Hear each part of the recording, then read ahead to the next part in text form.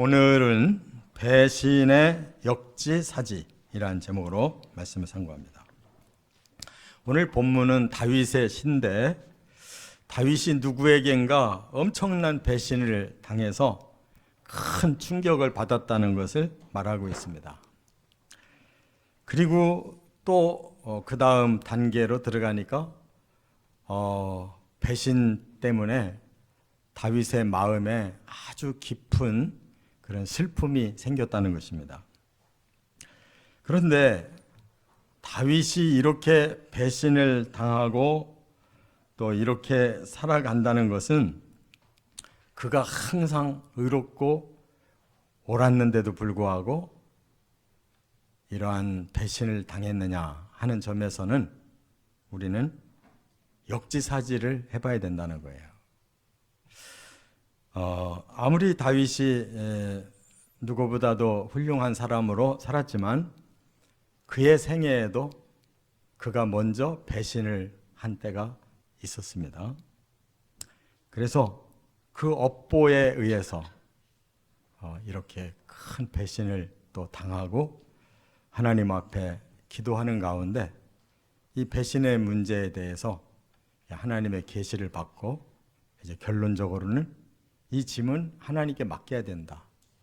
하나님 안에서 이 큰 범죄의 문제를 해결받아야 된다는 걸 깨닫고 이 끝부분에 결론을 내고 있습니다. 자, 그렇다면 우리는 이 배신의 문제는 사람 간에 너무나 큰 고통과 슬픔을 주는 문제인데 이 근원이 어디서부터냐? 바로 이 배신의 아이콘은 사탄입니다.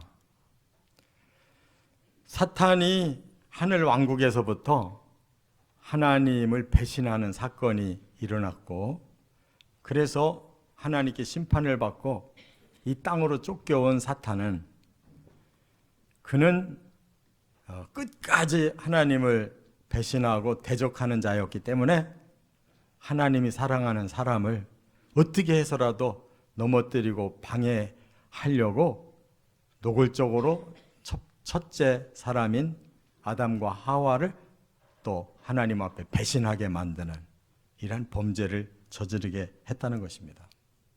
그렇기 때문에 이 배신의 문제는 사탄은 처음부터 끝까지 바로 아이콘입니다. 그가 주체가 되는 자예요. 그리고 이 땅에 사탄이 권세를 가지고 있는 한 사람들은 어떤 때는 사탄에 의해서 배신의 가해자가 되고 어떤 때는 사탄에 의해서 배신의 이런 피해자가 돼서 이렇게 사람 간에도 계속 배신의 문제로 불행하게 만드는 것이 바로 배후에 사탄이 있기 때문이라는 거예요. 그러나 우리가 이 문제를 어떻게 해결할 수 있느냐? 사람의 힘으로 불가능합니다.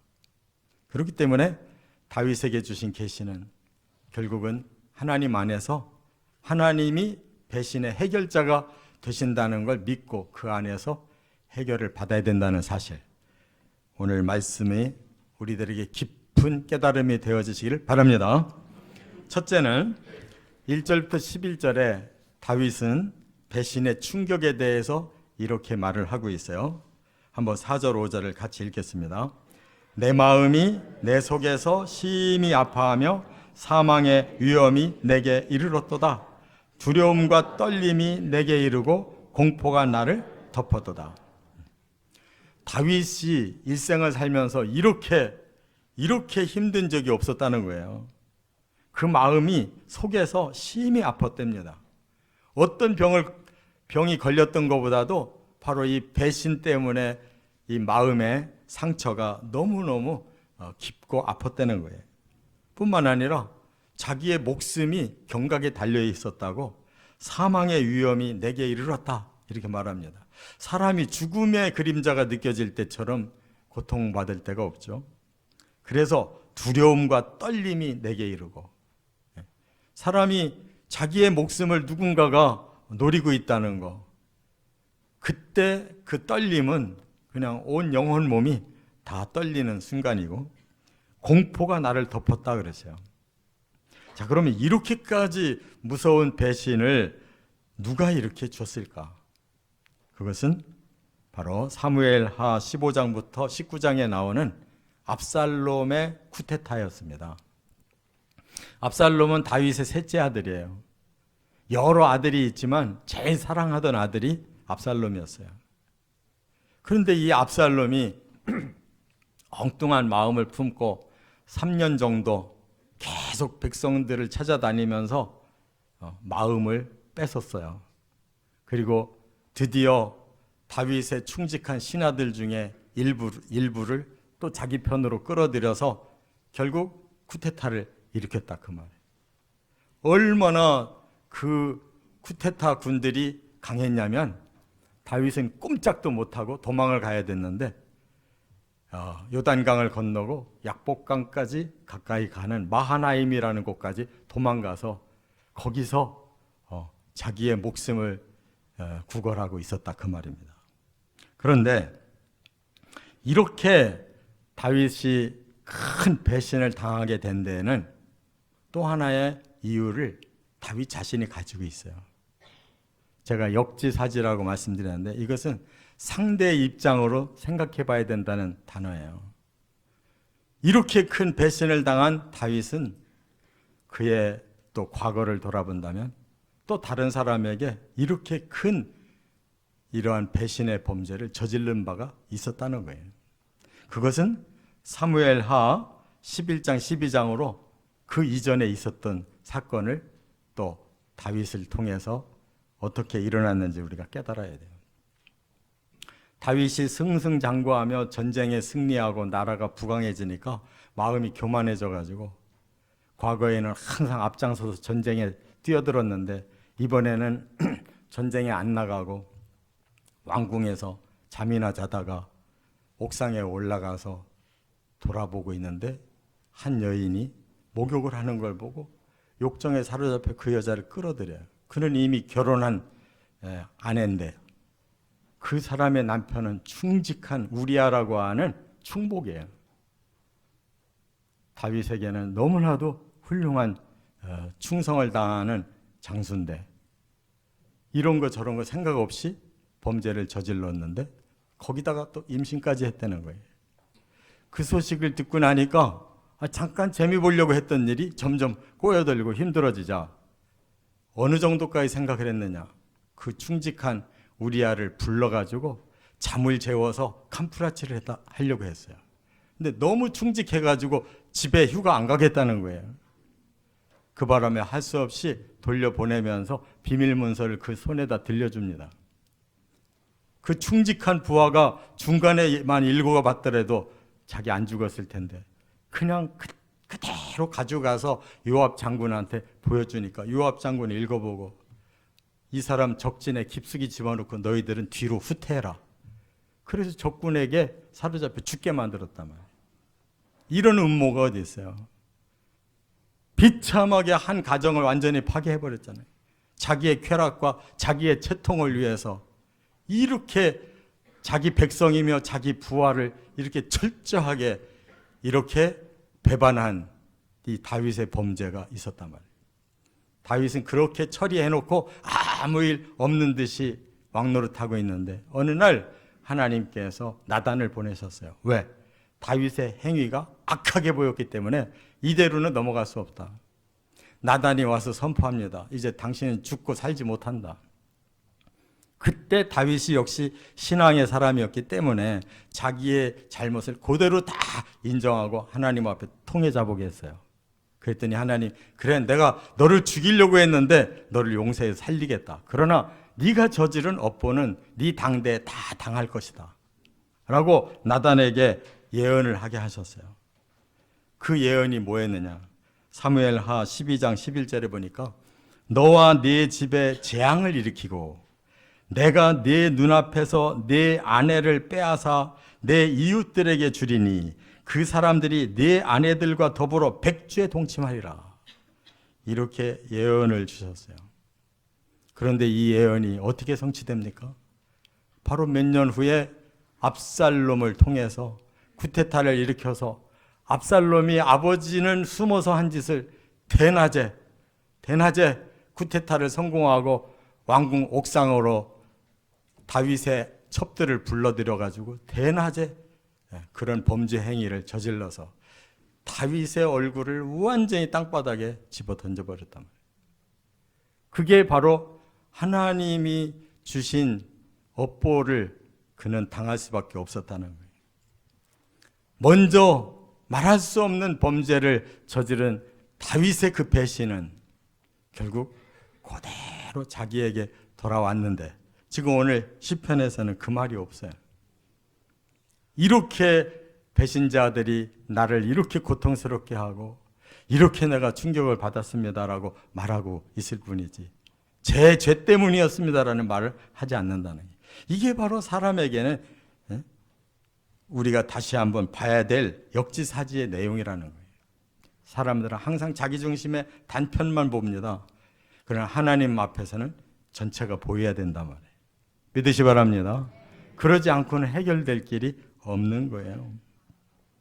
자, 이와 같이 사람은 다윗뿐만 아니라 처음 조상부터 이렇게 사탄에게 속아서 하나님을 배신하기를 시작한 역사가 계속 흐르고 있는 거예요. 아무리 위대했던 아브라함도 위대했던 다윗도 다 이런 배신의 범죄가 다 있는 거예요. 아브라함도 애굽에 가서 이민 가서 살려고 갔다가 그 나라의 왕이 자기 아내를 탐내는 것을 알고도 자기 목숨을 구원하기 위해 내 동생이라고 해라 하고 가서 갖다 바쳤잖아요. 인간적으로 보면 얼마나 그것이 배신 행위냐. 나 살자고 내 아내를 바치겠다. 아마 사라가 평생 동안 그거 잊지 못했을 거예요. 그런데 마음이 좋은 사람이지 그 다음에 그런 말이 전혀 없어요. 하나님도 아무 말씀 안 하고 넘어가고 있어요. 우리 이렇게 사람은 수도 없이 배신하고, 그러나 자기가 배신 당하는 것만큼은 결코 그것을 넘어갈 수가 없어서 다윗은 이 시까지 써놨다고. 여러분, 근원적으로 하나님은 바로 천사들에게도 배신당하신 분이에요. 하늘 왕국, 천지가 만들어지기 전에 하나님의 왕국에서는 가장 신이 많은 자가 있었어요. 그룹들 중에 가장 장이 되는 아침의 아들 계명성이라고 하는 칭찬을 들은 그 그룹의 장이 바로 너무 하나님께 사랑받다가 교만해져 가지고 나중에 하늘 왕국에서 쿠데타를 일으키잖아요. 천사 3분의 1이 바로 그의 편에 들어가서 쿠데타가 일어났다고요. 하나님이 그래서 내쫓으신 건데, 그는 끝까지 반성이 없고 배신의 아이콘이 되어서 아담으로부터 모든 인류를 지금까지도 계속 배신하는 역사를 일으키고 있다는 걸 우리가 깨달아야 될 줄 믿습니다. 그 아이콘을 우리가 놓쳐버리면 우리는 왜 배신하고 있는지, 왜 배신을 당하고 있는지도 모르고 갈팡질팡하는 인생을 살 수밖에 없다는 걸 깨달아야 되는 거예요. 그래서 이사야 14장과 또 에스겔서 28장의 이 비밀을 반드시 알아야 우리는 가장 심각한 죄인 이 배신을 해결할 수가 있는 거예요.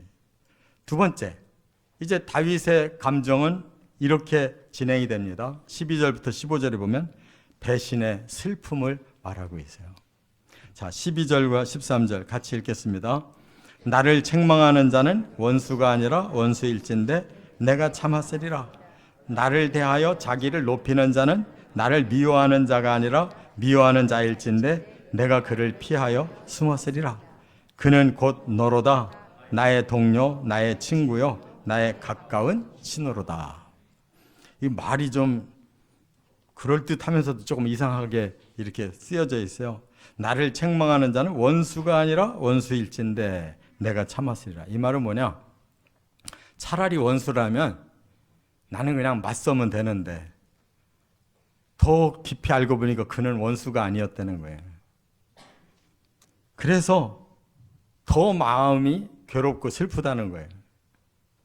또 자기를 높이는 자가 나를 미워하는 자가 아니라 미워하는 자일진데, 그냥 미운 자면은 그냥 돌아서면 되겠는데 미워할 수가 없는 사이라는 거예요.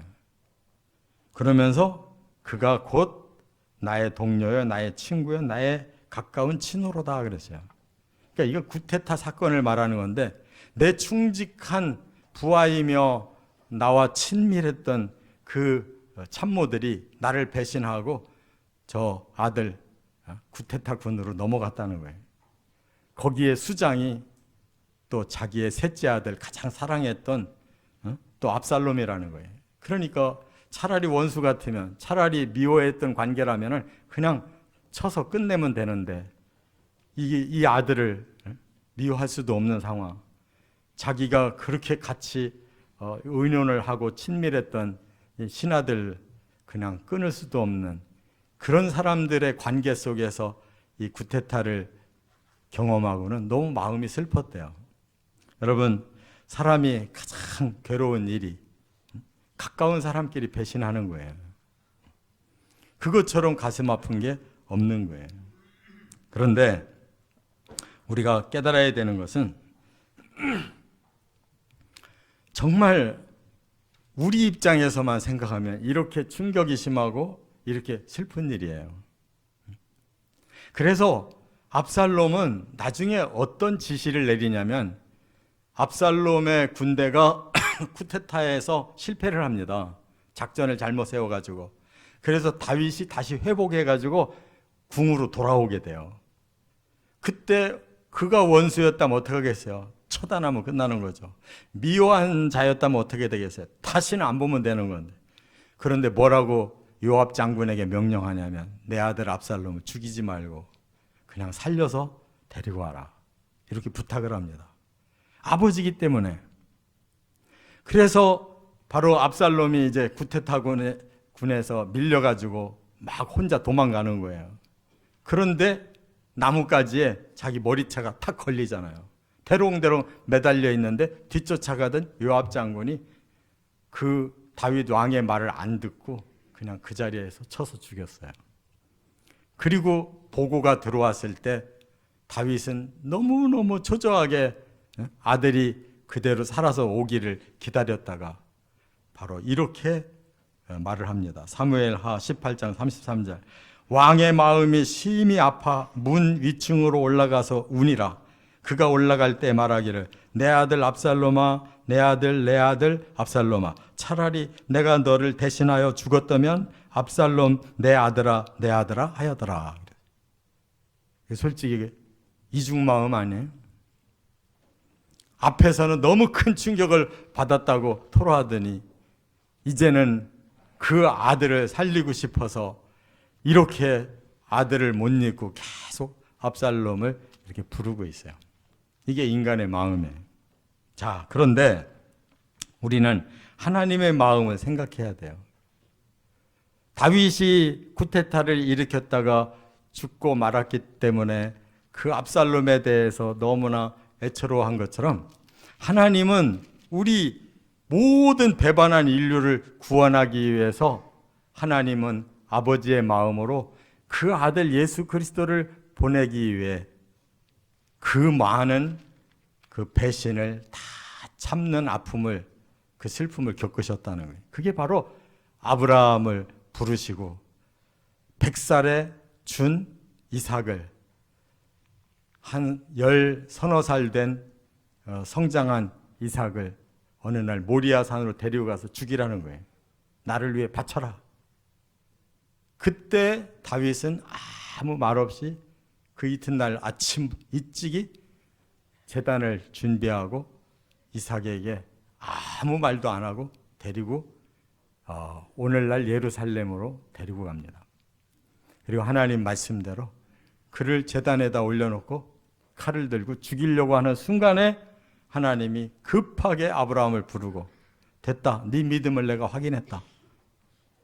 이렇게 이삭의 마음을, 이삭을 아브라함의 마음속에 3일 동안 죽이게 만들었어요. 그게 하나님 마음을 말하는 거예요. 그 이삭이 예수 그리스도를 말하는 거예요. 예수 그리스도가 하나님의 명을 받고 자신을 죽이기 위해 이 땅으로 오셨을 때, 그 십자가의 디데이 바로 전날 저녁에 12 제자를 앞에다 놓고, 너희 중에 한 사람이 나를 팔아먹을 거다. 그 누굽니까? 누굽니까? 하니까 바로 이 떡그릇 속에 함께 손을 얹은 자다. 가룟 유다였어요. 하나님은 아버지로서의 그 아픔도 겪고 아들로서의 그 배신도 다 당하신 분이에요. 그렇기 때문에 이 사탄이 심어놓은 배신의 문제는 하나님의 아버지의 심정, 아들의 순종의 그 십자가로만이 해결이 가능하다 그 말이에요. 믿습니까? 그것이 아니면 우리 사람들은 끝까지 사탄에게 속고 넘어가서 배신했다가 배신당했다 칼팡질팡하는 인간사와 역사는 계속될 거예요. 우리가 그것을 끊는 방법을 이제 마지막 세 번째에서 하나님께서 허락하셨어요. 16절부터 23절에 배신의 해결에 대해서 다윗에게 주신 계시의 말씀을 우리가 깨달아야 돼요. 자, 22절을 같이 읽겠습니다. 네 짐을 여호와께 맡기라. 그가 너를 붙드시고 의인의 요동함을 영원히 허락하지 아니하시리로다. 다윗은 앞에서 너무나 충격받았다고 고통을 호소했고, 두 번째는 내 자식이고 내 친밀한 신하들이었기 때문에 나는 이렇게 슬펐다고 말했는데, 그런 과정이 다 지나가고 최종적으로 하나님이 주신 계시에 그의 마음은 결정이 됩니다. 어떻게? 네 짐을 여호와께 맡기라. 이 배신의 범죄, 우리 인류가 갈팡질팡하며 불안하게 살 수밖에 없는 이 짐은 바로 하나님께 내놓고 하나님이 해결해 주셔야만 된다는 사실을 계시받은 것인 줄로 믿으시 바랍니다. 그래서 그가 너를 붙드시고 의인의 요동함을 영원히 허락하지 아니하시리로다. 우리가 이 짐을 하나님께 맡기면 하나님이 우리를 붙들어 주신대요. 어떤 때는 배신하고 어떤 때는 배신을 당하는 이러한 죄인들을 하나님이 붙들어 주셔서 바로 당신의 아들을 희생시켜 그 죄값을 치러주시는 바로 예수 그리스도의 십자가를 통해 우리에게 의를 주셨고, 그 의가 영원히 요동하지 아니하고 영원한 나라의 생명까지 얻을 수 있도록 보장해 놓으셨다는 거예요. 하나님만 배신을 당하셨어도 또 배신한 자를 하나님 앞에서 또 놓고도 이렇게 하나님 자신의 희생으로 이 죄를 해결해 놓으셨다는 것입니다. 할렐루야. 그렇기 때문에 우리 인류의 문제는 하나님만 해결할 수가 있지, 예수 그리스도 그 아들의 십자가로만 해결할 수 있지, 그 이외에 다른 것으로는 해결할 길이 없다는 것이에요. 저와 여러분이 이 사실을 깨달았다면 이제부터는 우리의 감정이 아니라 우리의 신앙 고백으로 철저하게 우리의 죄를 씻고 모두를 함께 용서하고 예수 그리스도의 십자가로 거듭나셔서 영원한 요동함이 없는 나라에까지 들어가시기를 주의 이름으로 축원합니다.